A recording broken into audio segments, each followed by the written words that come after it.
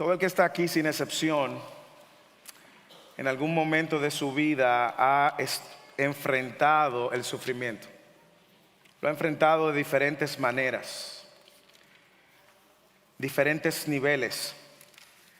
Algunos han sufrido por causa de alguna ruptura sentimental, por causa de alguna relación.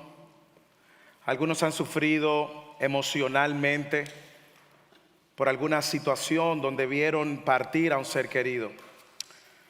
Otros sufren por causa de enfermedad, como la enfermedad toca las puertas de nuestras vidas recordándonos la fragilidad de lo que somos. Otros sufrimos también cuando vemos la escasez tocar la puerta de nuestras vidas.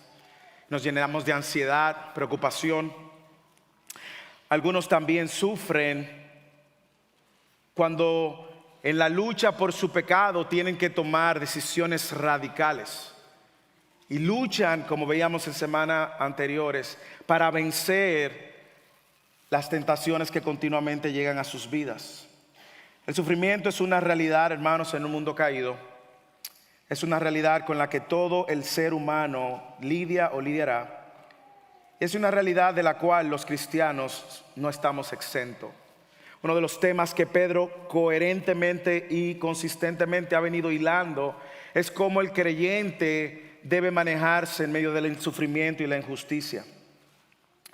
Porque el sufrimiento está presente desde el momento uno. Desde el momento uno de nuestras vidas, el sufrimiento está presente hasta el momento final. Es justamente del sufrimiento que en esta tarde vamos a hablar. El título del sermón incluso que el Señor nos ha dado ha sido ese: cómo sufrir para la gloria de Dios. Cómo sufrir para la gloria de Dios. Hermanos, las estadísticas dicen que en el contexto que vemos en la carta es que la iglesia ha estado sufriendo por causa de Cristo. Y cuando nosotros vemos en las estadísticas nos damos cuenta que desde Cristo, la resurrección, el inicio de la iglesia, han fallecido cerca de 70 millones de personas por la causa de Cristo. Nosotros vemos una y otra vez el sufrimiento tocando las puertas a los cristianos que han decidido proclamar las verdades del Evangelio. Así que Pedro, consciente de esa realidad que enfrentaba la iglesia, quiere animar a la iglesia a sufrir bien. Yo quiero que usted abra su Biblia o encienda su Biblia en Primera de Pedro capítulo 4 y que juntos podamos ver y revisar y revisitar este texto. Primera de Pedro capítulo 4, este texto que ya el hermano Juan leyó para nosotros, Juan Carlos, y que busca animarnos en el día de hoy. Versículo 12 hasta el final del versículo 19. Amados, no se sorprendan del fuego de prueba que en medio de ustedes ha venido para probarlos, como si alguna cosa extraña estuviera aconteciendo. Antes bien, en la medida que comparten los padecimientos de Cristo, regocíjense para que también en la revelación de su gloria se regocijen con alegría. Si ustedes son insultados por el nombre de Cristo, dichosos son, pues el Espíritu de gloria y de Dios reposa sobre ustedes. Ciertamente, por ellos Él es blasfemado, pero por ustedes es glorificado. Que en ninguna manera sufra alguien de ustedes como asesino, ladrón o malhechor o por entrometido.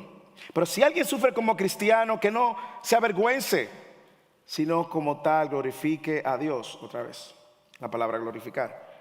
Porque es tiempo de que el juicio comience por la casa de Dios. Y si comienza por nosotros primero, ¿cuál será el fin de los que no obedecen el Evangelio? Si el justo con dificultad se salva, ¿qué será del impío y del pecador? Así que los que sufren conforme a la voluntad de Dios, encomienden sus almas al fiel Creador, haciendo el bien. Wow, qué texto tan desafiante y qué texto tan interesante el que tenemos por delante. Y damos gracias a Dios que este texto sucede en una situación donde Dios está permitiendo, orquestando que esta iglesia se encuentre por causa de Cristo en medio de persecuciones o un trato injusto. Porque la verdad es que, como hemos visto, el sufrimiento fue advertido por Jesús, fue enseñado por los apóstoles y también enfrentado por la iglesia.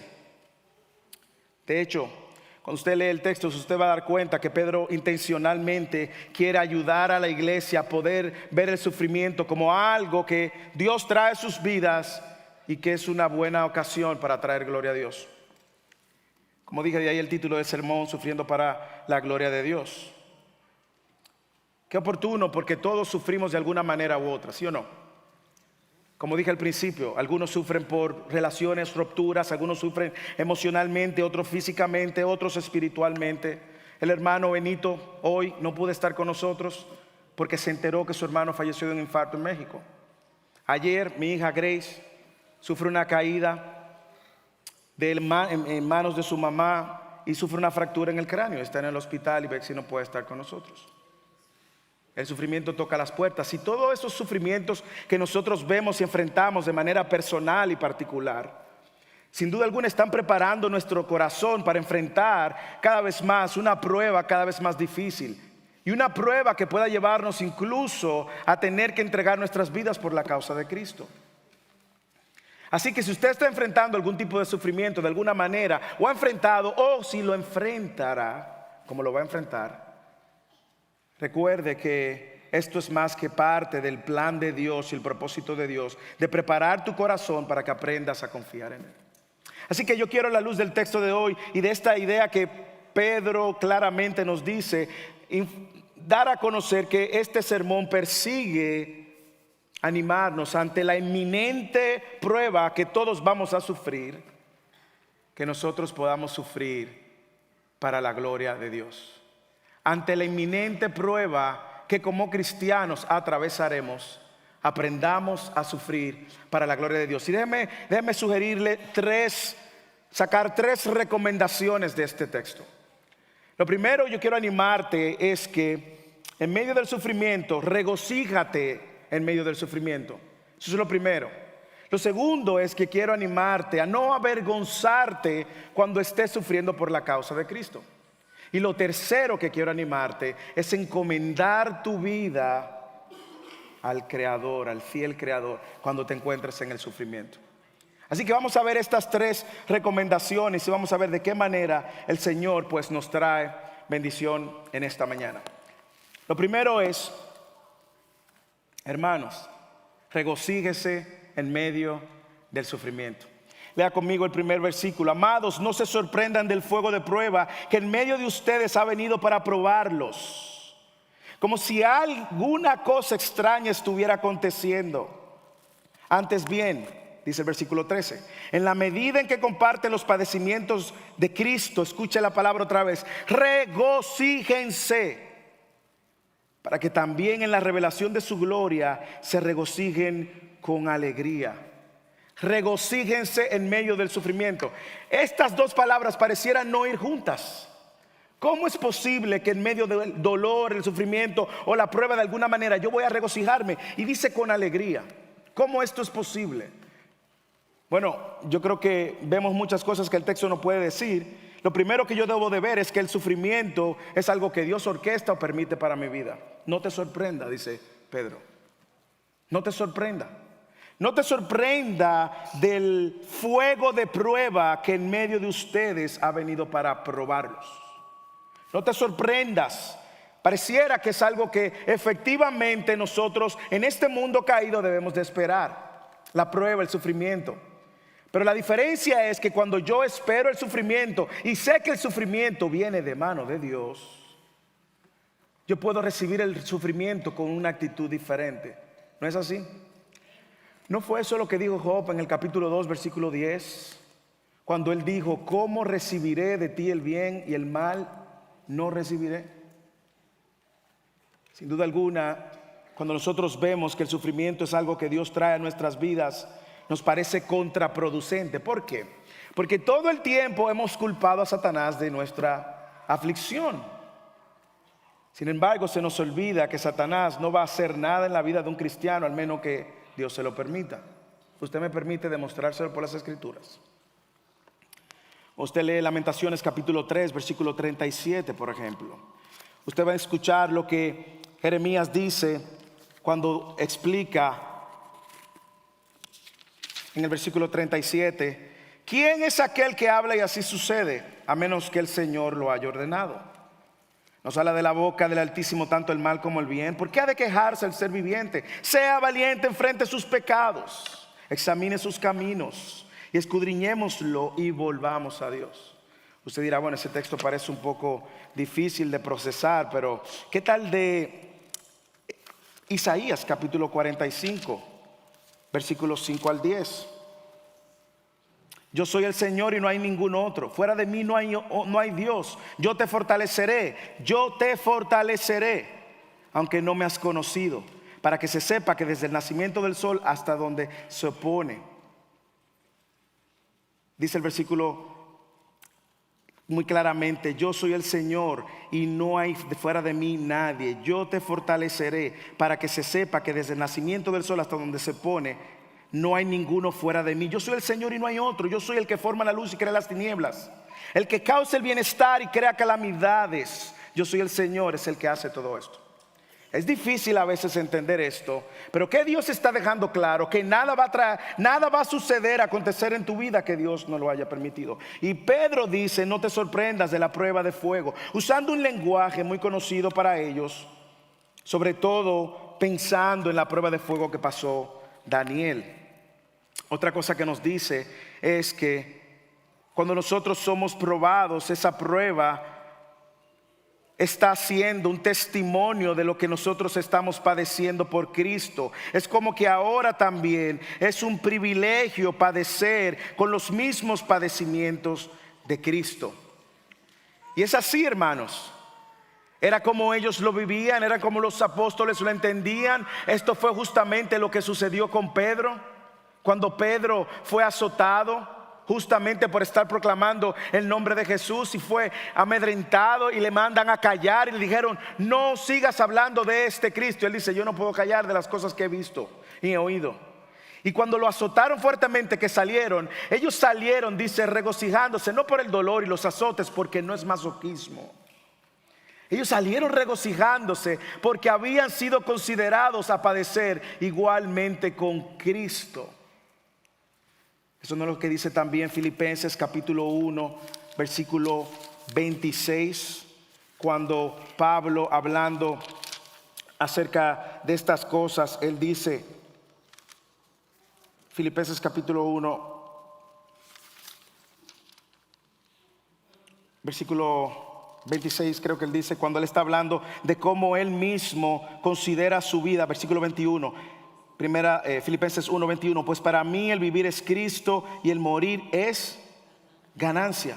Pedro consideraba su propia vida como por Cristo, aun si eso implicaba la muerte. Es el mismo Pedro que dice, y como hemos visto en otro sermón, que Él nos ha concedido no solamente creer en Cristo, sino también padecer en Cristo. Es Pedro que dice también en Timoteo, cuando le escribe la carta, que le dice que nosotros, todo el que quiera vivir piadosamente va a sufrir por Cristo. Por lo tanto, el sufrimiento es algo que podemos esperar, es algo que nos va a ayudar a entender a la luz de que Cristo también padeció. El sufrimiento también nos va a atraer y nos va a formar, tiene un propósito. Esta prueba que ha venido en medio de ustedes para probarlo. ¿Probar qué? ¿Probar qué? Hermanos, usted sabe lo que se prueba en medio de la prueba. Su fe. Es la fe que es probada, es nuestra fe que es probada cuando nosotros estamos siendo puestos a prueba. Es la fe que es probada cuando nosotros estamos siendo justamente tentados, o cuando somos probados, cuando se nos van las finanzas de la mano, la estabilidad de la mano, la salud de la mano. Es la fe cuando nosotros vemos a nuestros hijos siendo quebrantados o afligidos. Es la fe que es probada cuando nosotros estamos delante de la gente para testificar de Cristo, aun cuando eso implique el rechazo de ellos. Así que hermanos, no hay manera de regocijarnos en Cristo si nosotros no entendemos que Dios nos está probando. Pero cuando usted ve la prueba llegar a su vida y usted reconoce que esto viene de parte de Dios, regocíjese. Regocíjese. No estoy diciendo que usted sea masoquista y que disfrute el dolor. Nadie disfruta el dolor. Pero regocíjese porque el Dios, el creador del cielo y la tierra, se ha detenido justamente para formar su carácter en ti. Y como dije, esas micropruebas que nosotros vemos en este mundo caído van a ir formando en nosotros un carácter fuerte al punto de nosotros, si es necesario, morir por Cristo. Segundo, no solamente yo traigo gloria a Dios cuando me regocijo con alegría en medio del sufrimiento, sabiendo que hay una gloria mayor, como Él dice, para que también en la revelación de su gloria se regocijen con alegría. Es como que tu fe es probada y luego que Cristo venga y se revele, usted se va a encontrar y se va a encontrar hallado fiel. No solamente nos regocijamos cuando entendemos esto, sino también que se forme el carácter en nosotros para no avergonzarnos por la causa de Cristo. Lee el versículo siguiente, 14 al 16. Si ustedes son insultados por el nombre de Cristo, bienaventurados son. Escucha eso. Dice dichosos, pero es bienaventurados, es la misma palabra. Pues el Espíritu de gloria y de Dios reposa sobre ustedes. Espérese. Oye lo que está diciendo. Si ustedes son insultados por el nombre de Cristo, bienaventurados son. Ahora escuche bien, es por el nombre de Cristo, ¿ok? Es porque esta gente está testificando de Cristo, está sufriendo por Cristo, ha dejado su casa por la causa de Cristo, sus propiedades por la causa de Cristo. Y Él dice, si lo insultan por ser cristianos, bienaventurados son. Pues el Espíritu de gloria y de Dios reposa sobre ustedes. Ciertamente por ellos, es decir, por los gentiles y estos que lo insultan, Él es blasfemado, pero por ustedes, otra vez la palabra, es glorificado. Que de ninguna manera sufra alguien de ustedes como asesino, ladrón o malhechor o por entrometido. En otras palabras, si tú vas a sufrir porque tú lo robaste, si tú vas a sufrir porque fuiste entrometido, fuiste un asesino, bueno, esas son las consecuencias de tu pecado. Pero Pedro está diciendo, nadie sufra por eso, pero que sufras porque te llamen cristiano, que no se avergüence, sino que como tal glorifique a Dios. Déjame ayudarle a entender esto. A mí me encanta porque hay mucho del contexto que nos ayuda a entender por qué Pedro está inspirado por el Espíritu insertando estas palabras. Dice, no te avergüences si te insultan por el nombre de Cristo. Ustedes son bienaventurados. Hermanos, esa no fue la misma palabra que Jesús dijo en el Sermón del Monte. En Mateo capítulo 5. ¿Usted no lo recuerda? Versículo 10 en adelante. Bienaventurados aquellos que han sido perseguidos por causa de la justicia, pues de ellos es el reino de los cielos. Versículo 11. Bienaventurados serán cuando los insulten y persigan y digan todo tipo de género de mal contra ustedes falsamente por mi causa. Y dice, mire las mismas palabras, porque Pedro está sacando sus enseñanzas del Sermón del Monte. Mire las mismas palabras. Regocíguense y alégrense, porque la recompensa de ustedes en los cielos es grande. Porque así siguieron a los profetas que fueron antes que ustedes. Eso es Jesús en el Sermón del Monte. Y ahora Pedro dice, si ustedes son insultados por nombre de Cristo, bienaventurados son. ¿Por qué yo no debo avergonzarme? Primero porque soy bienaventurado cuando eso sucede por la causa de Cristo. Dios mismo me llama bienaventurado. Segundo, yo no sé si usted puede ver, pero también la razón por la cual yo no debo avergonzarme es porque el Espíritu de Dios está dentro de mí. El Espíritu de gloria y Dios reposa entre ustedes. Yo no sé si usted puede ver también que cuando yo no me avergüenzo en medio de decir que soy cristiano, Cristo es glorificado. Y déjeme poner esto en contexto. La palabra cristiano, esta es la tercera vez que aparece en la Biblia. ¿Usted sabe cuántas veces aparece en toda la Biblia la palabra cristiano? 3 veces. Esta es la primera vez. La primera vez fue en Antioquía. La gente del pueblo de Antioquía era como burlón. Era un pueblo que a todos le ponían nombre, ¿ok? Los de César le ponían un nombre. Si era de Nerón le ponían un nombre. Y de manera muy despectiva le llaman cristianos por primera vez. Antes le llamaban los del camino, porque Jesús dijo: yo soy el camino, y ese era el nombre de los cristianos. La segunda vez sucede cuando Pablo está con Agripa y él está diciendo: oye, por poco me persuades decir de que yo sea cristiano, también de manera despectiva. Por lo tanto, ser llamado cristiano era como un insulto. Recuerde que ellos estaban siendo insultados por esto, eran vistos como una secta en un momento. Ellos no celebraban de las fiestas paganas y de toda la idolatría, ni celebraban de los sacrificios, ni de las orgías, ni de las borracheras. Ellos no eran parte de eso. Y como esas festividades sucedían en el contexto de la sociedad, cuando el cristiano no participaba, entonces era visto como clase secundaria y le llamaban cristiano como de manera despectiva. Tú decir que eras cristiano en ese momento era una de dos cosas: o cargar en la vergüenza social y cultural, o poner en riesgo tu vida, como muchos de ellos lo pusieron. Por lo tanto, no era una cosa fácil. A mí me encanta cómo Pedro ahora se da cuenta de lo que está sucediendo y le dice en el versículo 16: pero si alguno sufre como cristiano, que no se avergüence. En pocas palabras, si tú estás sufriendo porque te están llamando cristiano, no te avergüences. Avergüénzate si tú sufres por ladrón. Avergüénzate si tú sufres por por asesinar a alguien, por malhechor. Por eso tú sí te tienes que avergonzar. Pero que te digan cristiano de manera despectiva, que Cristo sea glorificado. Hay una historia real. China comunista, en sus primeros años, 2 jóvenes chinas fueron llamadas a compadecer, y lo único que tenían que hacer para obtener su libertad era negar a Cristo. Ellas fueron llamadas y el verdugo que la iba a matar fue nada más y menos que su pastor, que llega con una pistola. Y lo que le están pidiendo al pastor es que niegue a Cristo, se avergüence de Cristo, para ella entonces, para él recibir la libertad. Las 2 jovencitas chinas le dijeron: pastor, usted nos enseñó a no avergonzarnos de Cristo.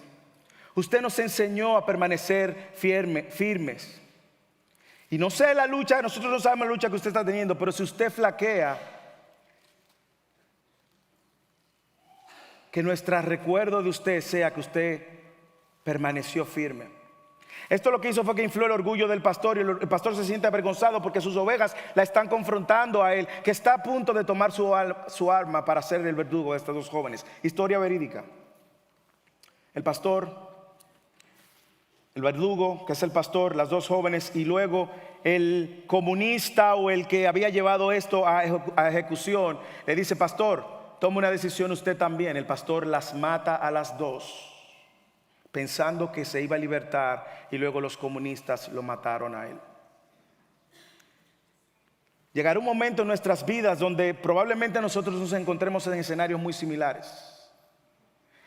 Probablemente usted ve eso muy lejos de que suceda, pero yo estoy seguro que en el día a día, en el contexto de su trabajo, en el contexto de la escuela, en el contexto de la universidad, en el contexto del vecindario, probablemente en medio de conversaciones con no creyentes, usted siente la tentación de avergonzarse y de pasar como no creyente.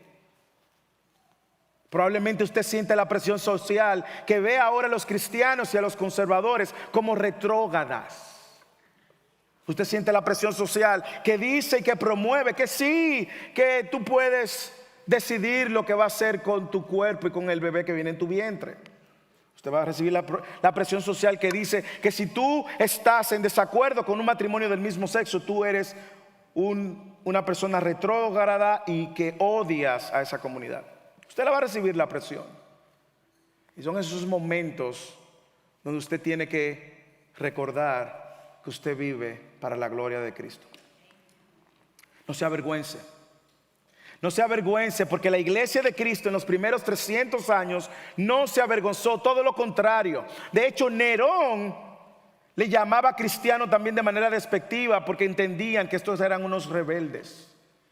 Y los primeros 300 años de iglesia, la iglesia estuvo por 10 emperadores romanos que persiguieron a los cristianos, lo mataban, lo llevaban al Coliseo, lo agarraban para que las bestias se lo comieran. Y lo único que tenían que hacer era decir: yo no soy cristiano, yo me avergüenzo. Pero le digo algo, como dice el texto, el Espíritu de Dios, el Espíritu de gloria reposa sobre ustedes. Yo me imagino que Pedro escribe estas palabras partiendo también de su propia vivencia, de que en un momento bajo presión, él negó a Cristo 3 veces. Hermano, si usted se avergüenza de llevar el título de cristiano, o más aún, porque el título de cristiano lo lleva cualquiera ahora mismo. Usted se avergüenza de vivir como cristiano. Usted se avergüenza de mostrar a Cristo en sus decisiones, en la manera en la cual usted actúa, en la manera como usted trata a su esposa, a sus hijos, a su esposo, la manera como usted vive su vida. Realmente usted refleja que Cristo es su todo, como cantábamos. Después que Constantino en el 313 dicta el edicto de Milán, indiscutiblemente los cristianos fueron perdiendo la fuerza de que su fe fuera aprobada. ¿Por qué? Porque ahora ellos estaban recibiendo beneficios, ahora estaba de moda ser cristiano, y es mucho de lo que nosotros vemos. Usted no me va a decir a mí que es algo contraproducente totalmente ver una persona que está siendo un promotor de la agenda del diablo y ganar un premio y decir gracias a Dios. ¿A cuál Dios? Cualquiera dice que es cristiano, pero cuando la prueba llega, justamente va a poner en evidencia dónde está afianzada nuestra fe. Yo glorifico a Dios regocijándome en medio del sufrimiento, porque la gente no va a entender cómo yo puedo regocijarme, cómo puedo tener paz aun cuando las cosas no están saliendo bien. Yo glorifico a Dios cuando viene esa presión social o externa que quiere hacer de nosotros una burla. Y no me avergüenzo de decir que soy un cristiano, más aún de vivir como un cristiano. Pero finalmente, nuestras vidas van a traer gloria a Dios en medio del sufrimiento, cuando nosotros también encomendamos a Dios nuestras almas cuando sufrimos. No al gobierno, no a una persona, sino a Dios. Lea los versículos 17 al 19. Porque es tiempo de que el juicio comience por la casa de Dios. Y si comienza por nosotros primero, ¿cuál será el fin de todos los que no obedecen al evangelio de Dios? Y si el justo con dificultad se salva, aquí citando Proverbios 11:31. Y si el justo con dificultad se salva, ¿qué será del impío y del pecador? Así que los que sufren conforme a la voluntad de Dios, escuche esas palabras, los que sufren conforme a la voluntad de Dios, encomienden sus almas al fiel Creador, haciendo el bien. Yo sé que hay algunas porciones que le pueden causar un poco de tensión. Por ejemplo, ¿qué quiere decir cuando el juicio comienza por la casa de Dios? Bueno, es evidente que en el contexto él está hablando de ese sufrimiento y esas pruebas que la misma iglesia, el pueblo de Dios, está pasando y atravesando. ¿Ok? Es que la iglesia ha enfrentado históricamente la persecución y es visto para muchos como un juicio, pero sabemos ya que no es un juicio, más bien es una prueba que va a sacar de la iglesia a los cristianos y de los no cristianos. Comienza por la casa de Dios. Lo que está diciendo, hermanos, mire, Dios tiene un plan, lo va a llevar a cabo y eso implica santificarnos. Como hemos visto los miércoles, el negocio del Espíritu Santo para nuestras vidas es su santificación, no su felicidad. ¿Ok? La felicidad que Él sí está comprometida se encuentra cuando usted se encuentra con su Dios y es reconciliado con Dios. Es tiempo de que el juicio comience por la casa de Dios. Y si comienza por nosotros, mira el contraste que hace. ¿Cuál será el fin de los que no obedecen el evangelio? Entonces el medio que Dios ha creado para yo encomendar mi vida a Dios es el evangelio. Escuche, es el evangelio. ¿Por qué? Porque es claro, el que obedece al evangelio, dice aquí que Dios lo salva. Pero el que no obedece el evangelio tiene problemas. Y déjeme decirle algo, esta audiencia está dividida en dos, no en tres, en dos. Aquí hay personas que efectivamente han respondido como Blanca al llamado que Dios le hizo de vivir para la gloria de Dios, de sufrir para la gloria de Dios, de caminar conforme a la voluntad de Dios. Esos son los que han respondido al evangelio.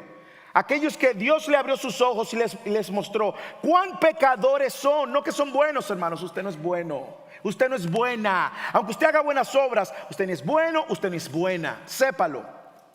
De hecho, sus obras, dice Isaías capítulo 64 versículo 6, son como trapo de inmundicia. Lo peor que usted se puede imaginar en su mente, eso es. O sea que usted no es bueno, usted no es buena. Lo que Blanca nos decía en su testimonio. Por lo tanto, usted está escuchando la realidad de que si Dios te abre los ojos y tú te das cuenta de que tú no eres bueno y que tú has ofendido a un Dios completamente santo, como cantábamos, la única respuesta que tú vas a tener es seguir a Cristo, responder el llamado de que Él es el único capaz de salvarte. Usted no escuchó el testimonio de Blanca. No, la religión no pudo, no puede, ninguna religión te puede salvar. No lo puede. Ninguna religión, escuche, no puede salvarte. Y si tú ves el cristianismo como una religión donde tú estás haciendo rituales, voy a la iglesia, tampoco el cristianismo puede salvarte. Es Cristo el único que puede salvarte. Y cuando tú ves la realidad de tu condición, Pedro está diciendo, el juicio de Dios viene, las pruebas van a venir y la casa de Dios no se va a librar de eso. Al contrario, vamos a ser probados, gloria a Dios. Pero hay una salida para usted encomendar a Dios, una única salida para encomendarse a Dios en medio del sufrimiento, y es respondiendo al evangelio. Déjeme responderle esto con la escritura, hermanos. Juan capítulo 3 versículo 36. Escuche lo que ahora Juan el Bautista dice.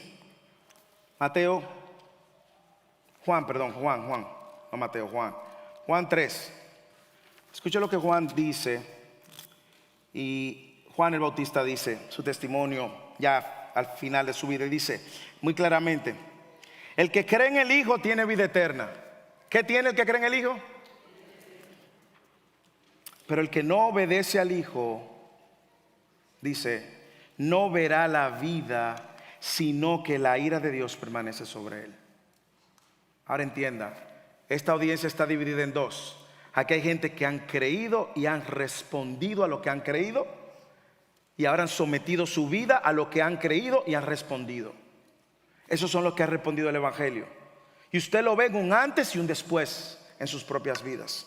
Pero también aquí hay personas que probablemente no. Y mire lo que dice, lo que va a pasar con este. ¿Cuál será el fin? Esta es una pregunta retórica. De los que no obedecen el evangelio de Dios. ¿Cuál será el fin? Horrenda cosa. ¿Usted sabe cuál va a ser el fin? Una eternidad sin Dios. Una eternidad perdido. Una eternidad en el infierno. Y déjeme decirle, usted pensará, bueno, el infierno, fuego. Mire, el infierno es más que fuego, hermanos.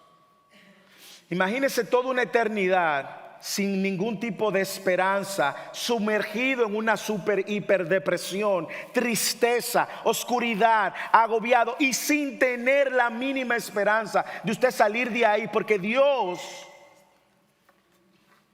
te ha condenado a esa eternidad por causa de tu pecado. Imagínate eso, sin ningún tipo de esperanza. ¿Qué tú esperas? Lo único que te va a esperar es esa condenación porque rechazaste el evangelio. Y él dice, y si el justo con dificultad se salva, si el justo por alguna manera en medio de la prueba, y citando ahora Proverbios capítulo 11 versículo 31, ¿qué será del impío? No se salve, lo que está diciendo el autor. Pero léalo en positivo. Lo que sí está diciendo es que el justo, que es aquel que ha respondido al evangelio, sí se va a salvar. Por lo tanto, yo encomiendo mi alma cuando respondo al evangelio, y más aún cuando creo en ese fiel creador. Mire cómo dice el versículo: así que los que sufren conforme a la voluntad de Dios, aquí está la exhortación, encomienden sus almas al fiel creador. Y aquí Pedro trae a la luz algo que tiene mucho peso. Y es recordarle a un grupo de iglesias, de cristianos, que han perdido probablemente todo, que Dios es fiel. Que Dios es fiel a pesar de cualquier situación que ellos estuvieran atravesando. Que Dios es fiel, el fiel creador que sostiene su creación, como dice Colosenses. Y yo puedo venir a Él y encomendar mi ser, mi alma, mi todo, mis problemas, mis ansiedades y mis preocupaciones.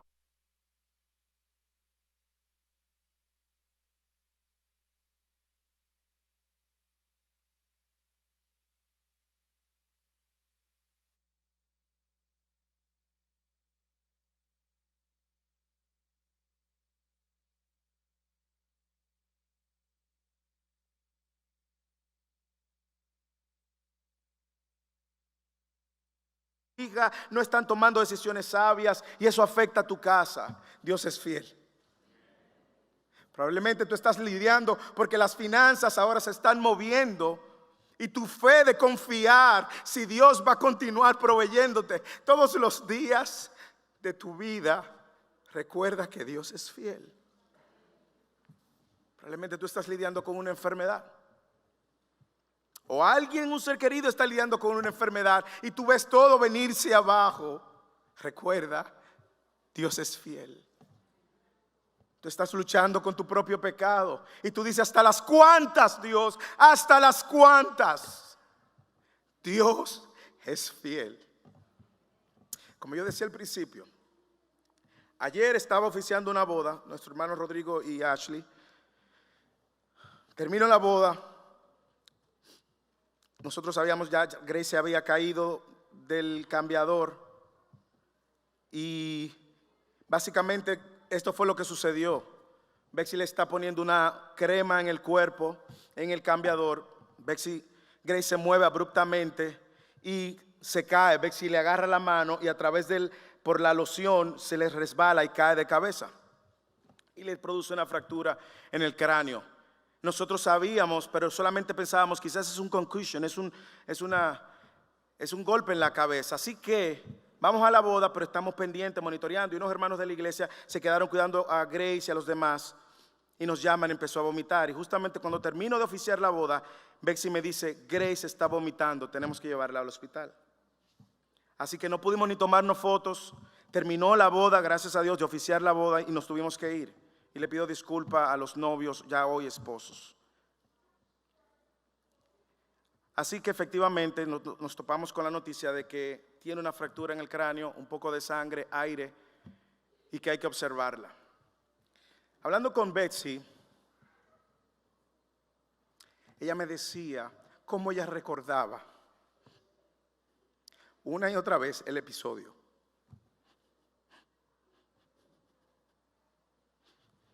Y cómo ella decía y pensaba el episodio, que se le resbaló de su mano, Pero ella dice que Dios